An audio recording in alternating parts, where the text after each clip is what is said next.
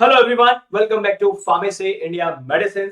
आज की इस वीडियो में हम बात करेंगे एनल फिशर के बारे में, जिसे आप गुदा विदर के नाम से भी जानते हैं। हिंदी में जिसे हम गुदा विदर कह देते हैं और इंग्लिश में एनल फिशर कहा जाता है। तो आज की इस वीडियो में हम बात करेंगे कि ये गुदा फिदर यानी कि एनल फिशर होता क्या है, इसके सिम्टम्स क्या क्या होते हैं, इसका डायग्नोस क्या होता है, कितने प्रकार के ये एनल फिशर होते हैं और इसका ट्रीटमेंट क्या है, उपचार क्या है, उसके बारे में पूरा डिटेल में जानेंगे आज की इस वीडियो में। शुरुआत करते हैं कि ये एनल फिशर होता क्या है। जो ये गुदा या फिर जो गुदा नालिका होती है हमारी, मतलब कि एक ऐसे ट्यूब जहां से हमारा ये मल आता है, जहां से हमारी पॉटी पास आउट होती है। तो जब किसी भी प्रकार का कोई कट लग जाता है या फिर कोई दरार बन जाती है तो उसे हम फिशर या फिर एनल फिशर कहते हैं। फिशर अक्सर तब होता है जब आप मल त्याग के दौरान कठोर या फिर बड़े आकार का मल निकालते हैं, मतलब कि बहुत सख्त आते हैं या फिर हमारा जो नॉर्मल आकार होता है, साइज होता है, उससे बड़ा साइज आता है। तब बेसिकली हमारे ये उस गुदा नालिका में यानी कि जो हमारी रेक्टम ट्यूब होती है वहां पे कट लग जाता है या फिर एक दरार बन जाती है। अब इस कंडीशन में फिशर के कारण आमतौर पर जब मल त्याग करते तो उस दौरान दर्द भी होता है और मल के साथ खून भी आ जाता है, ब्लड भी आ जाता है। आपने ये एक्सपीरियंस भी जरूर किया होगा। नेक्स्ट अब बात आती है कि कितने प्रकार के ये एनल फिशर होते हैं। सबसे पहला आता है एक्यूट, जिसे आप तीव्र कहते हैं। त्वचा की ऊपरी सतह पे छेद हो जाता है या फिर दरार हो जाता है तो उसको हम एक्यूट फिशर कहते हैं।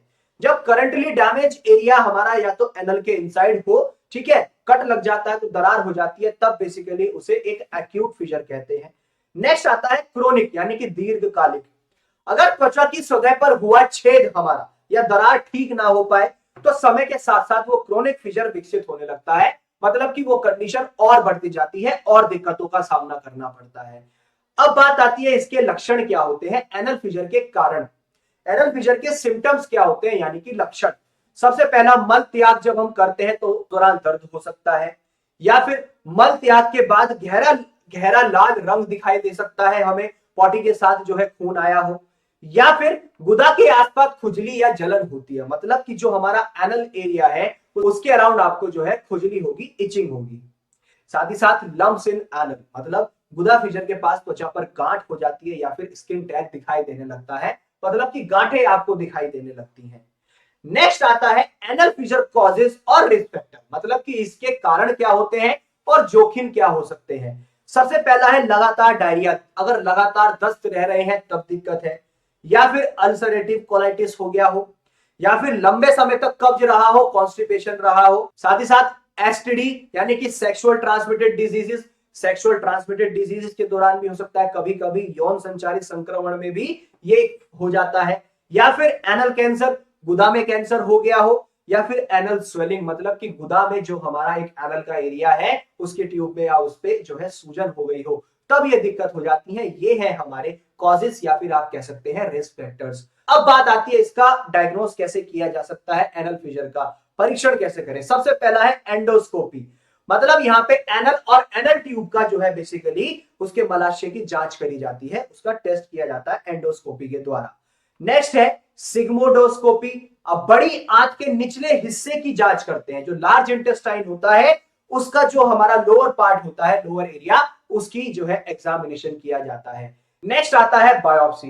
अब यहाँ पे क्या होता है कि एक टिश्यू ले लिया जाता है, एनल का एक पार्ट ले लिया जाता है उसके एग्जामिनेशन के लिए। और नेक्स्ट आता है हमारा कोलोनोस्कोपी, जहां पे कोलोन की जांच करी जाती है, उसको एग्जामिनेशन किया जाता है, जो कि कोलोन होता है हमारे इंटेस्टाइन का पार्ट। अब बात आती है कि ट्रीटमेंट क्या हो सकता है, उपचार क्या हो सकता है इसके लिए। सबसे पहले ड्रग आती है वो है नाइट्रोग्लिसरीन, ये एनल फिशर वाले एरिया पे लगाई जाती है, इसकी टैबलेट्स भी आती है, ये टैबलेट भी दी जा सकती है। साथ ही साथ ये काम क्या करेगी, ये दर्द में जो है आराम दिलाती है और जो घाव होता है उसको भरने में भी मदद करती है। साथ ही साथ डोजेस की बात करें तो दिन में 2 बार, आप इसकी ट्यूब भी आती है वो दिन में 2 बार लगा सकते हैं। अगर टैबलेट की बात करें तो इसे दिन में 2 बार आप गोली को ले सकते हैं। नेक्स्ट आती है पीलियम क्रीम, अब एनल फिशर वाले एरिया पर इसको लगाया जाता है जहां पर दिक्कत होती है। यूजेस की बात करें, दर्द को कम करती है, जलन को कम करती है और खुजली को दूर करती है। डोजेस की बात करें, दिन में 2 बार आप इसे अपने एनल फिशर एरिया पर लगा सकते हैं। नेक्स्ट आता है विटामिन के इंजेक्शन, यदि रक्त का बहाव बहुत ज्यादा हो रहा है तो इसका इस्तेमाल किया जाता है एनल फिशर के द्वारा अगर खून बहुत ज्यादा आ रहा है, एक्सेसिव अमाउंट में खून आ रहा है, ब्लड आ रहा है, तो उसको रोकने के लिए विटामिन के का इंजेक्शन लगाया जाता है। नेक्स्ट अगर हम बात करें इसमें इंस्ट्रक्शंस क्या क्या है, मरीज को सलाह क्या देनी चाहिए। सबसे पहला कि कब्ज की रोकथाम करने की कोशिश करे, उसको कब्ज ना हो इस तरीके का उसका खान पान, उसका लाइफस्टाइल होना चाहिए। सब्जियों की पर्याप्त मात्रा में उसे सेवन करना है, फल सब्जियां प्रॉपर खानी है।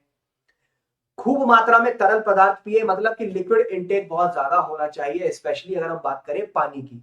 डेली रोजाना योगा करे, ठीक है, थोड़ा व्यायाम करना बहुत जरूरी है शरीर के लिए।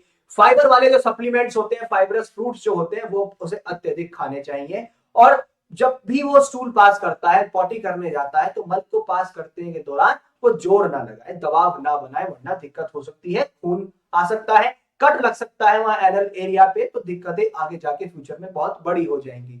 तो आज की इस वीडियो में हमने पूरा डिटेल में जाना एनल फिशर के बारे में, ये एक्चुअल में होता क्या है, कितने प्रकार के होते हैं, इसके लक्षण क्या होते हैं, कारण क्या होता है, डायग्नोज कैसे किया जा सकता है, और साथ ही साथ इसका उपचार यानी कि ट्रीटमेंट कैसे किया जा सकता है, उसके बारे में भी हमने पूरा डिटेल में जाना। इसी तरीके की मोर अमेजिंग वीडियोस के लिए बने रहिए फार्मेसी इंडिया मेडिसिन के साथ, और जाते जाते चैनल को सब्सक्राइब करना ना भूलें।